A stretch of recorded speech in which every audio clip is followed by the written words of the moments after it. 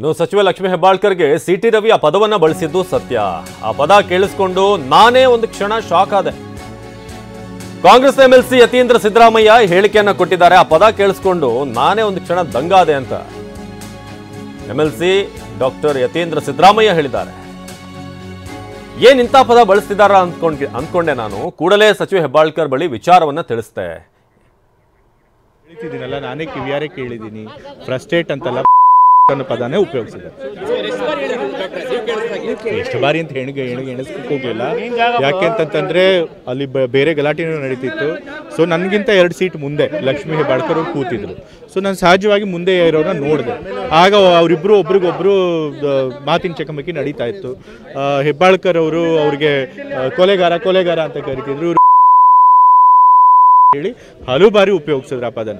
ನನಗೆ ನಂಬಕ್ಕಾಗಲ್ಲ, ಈ ರೀತಿ ಯಾರು ಸದನದಲ್ಲಿ ಸಾಧ್ಯನಾ? ಆ ರೀತಿ ಒಬ್ಬ ವಿಧಾನ ಪರಿಷತ್ ಸದಸ್ಯ, ಅದು ಒಬ್ಬ ಮಹಿಳಾ ಮಂತ್ರಿ ಮೇಲೆ ಅಂತ ಅನ್ಕೊಂಡು ನಾನು ನಂಬಕ್ಕಾಗಲಿಲ್ಲ. ಬಟ್ ಅವ್ರನ್ನೇ ಕೇಳೋಣ.